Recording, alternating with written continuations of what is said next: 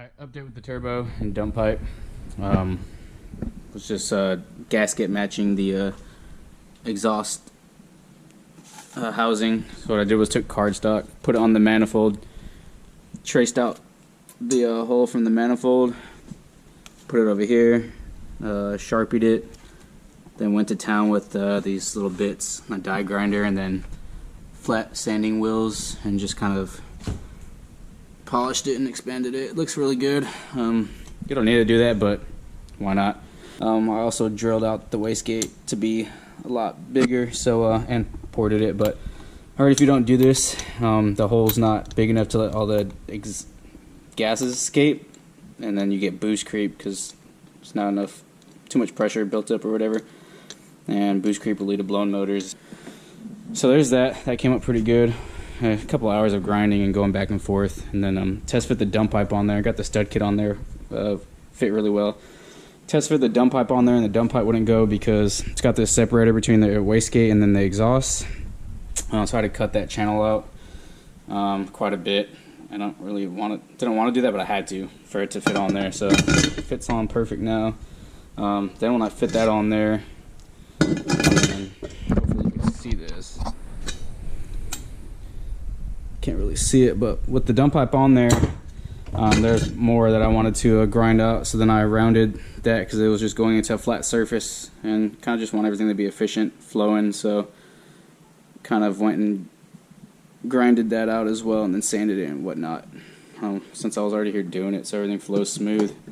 So if you get this just Jap dump pipe and this, max speeding rod turbo, some stuff you have to look out for when you go and install it. Wasn't too bad. A couple hours of grinding and stuff. Would have been better if I had a bigger air compressor, but my air compressor is really tiny and I had to keep recharging, so it was really annoying. Alright, let me kind of just explain this setup before I get it on the turbo and then get the turbo in the car. So this is what that original kit came with, that the fuel or the oil coolant line kit came with.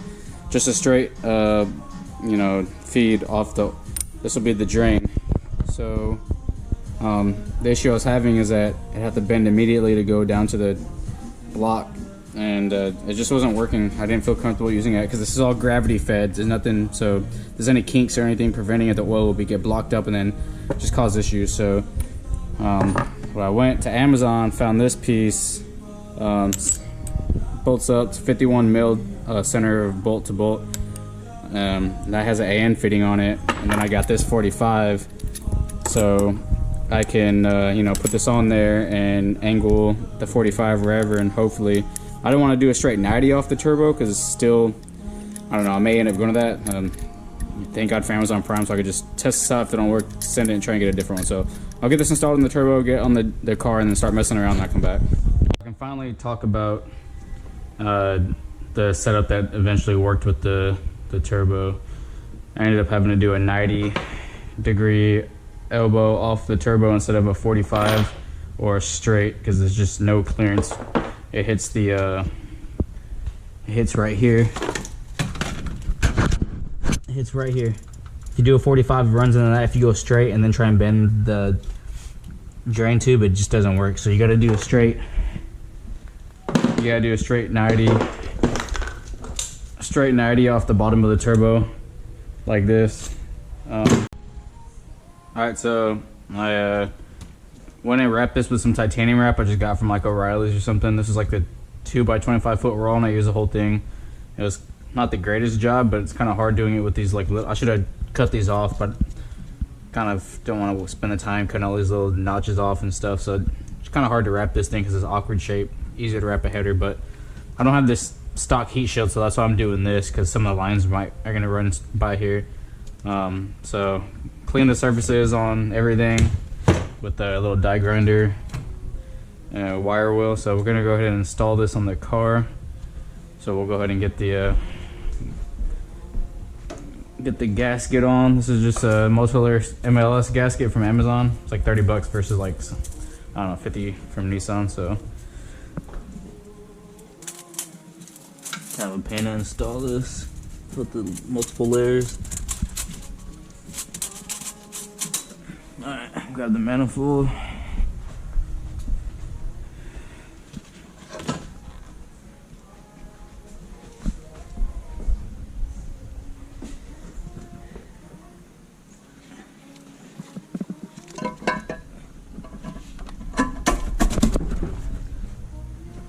some of these threaded on.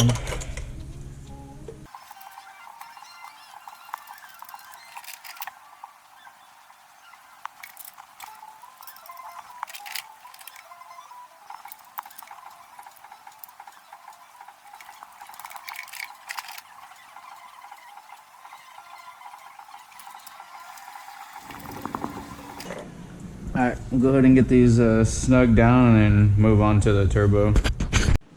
Alright, got everything snugged down, so we'll go ahead and torque it to 19 foot-pounds. Everything's in newton meters, but I just converted everything. We'll start from the inside, work our way out.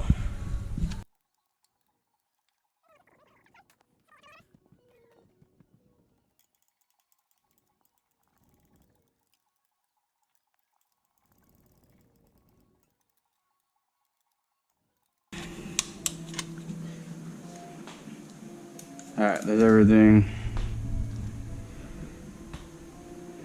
Torque down 19 foot-pounds. So I ended up having to take the oil feed off and the oil restrictor because there's no way I was just getting it down that tiny hole, gravity fed. So did that, got a little funnel, put some oil in the funnel, spun the turbine, and it kind of slowly went through. None ever poured out of here. I heard that I had to use an air compressor as well to try and get it pressure in there. I heard it coming out the tube, but really time consuming and not even much went through, and it's kind of messy. So honestly, probably best bet is just doing this on the car without, which I'm gonna do anyways. I just wanted to try it here on the bench to test the 90-degree gravity feed, but I'm just gonna disconnect the coil pack main harness and then crank it for a while once I get everything put together and started. But I honestly am making this video just to, or this part, to explain or talk about the oil restrictor one more time, because at the very beginning I talked about putting it in the turbo to prep the turbo, and I read, did a lot of reading and stuff, and people saying this turbo is failing because of this restrictor. This is a journal bearing, and they're saying journal bearings don't need the restrictor. That's mainly for ball bearings, because journal bearings, it relies on oil, like a thin film of oil, to keep the bearing like perfectly spaced while it's spinning, and restricting oil doesn't give it the right amount of oil, yada yada yada. This turbo came with that oil restrictor, and then obviously if they didn't want you using it, they wouldn't have sent it or said something. So I'm gonna run it again, $104 turbo, whatever. I'll run it, and I'm not gonna be beating the shit out of this car. I'm not gonna be running over 10 pounds, so it should be good for like a daily driver. Pretty much got the turbo set up how I need it to be. I went ahead and put the wastegate back on, got it lined up, pretty much good to go. Got the gasket on the manifold.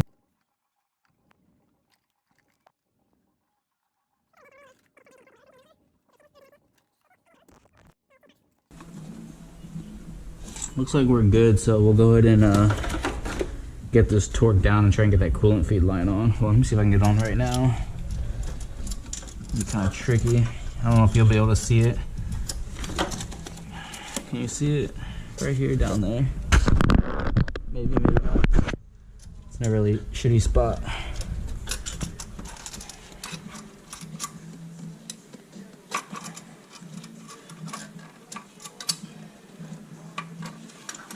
Nah, I'm gonna have to get the turbo tightened down first. So let me go ahead and get all 4 nuts on real quick, and I'll be back. Alright, so I got the turbo torqued to the manifold. And that's torqued to however tight you can get it, because it's going to be impossible to get, a socket or a wrench. It's really hard to get a wrench on that one.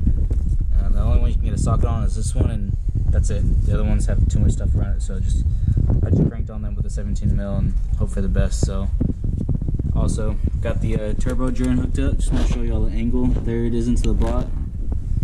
There it is coming off here.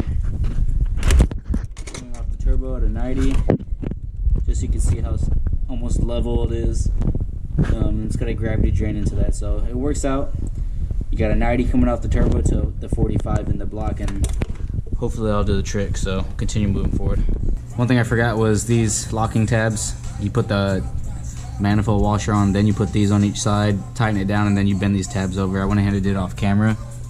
It's like locking tabs for the things. Don't forget those. Alright. Wanted to update.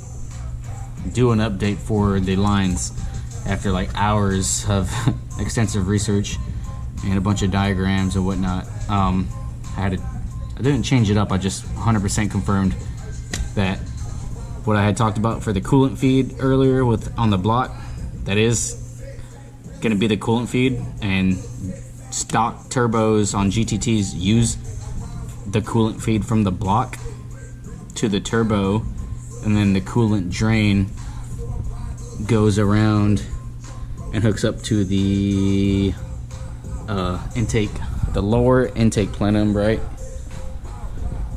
down in here. You can't even see it, there's too many wires in the way.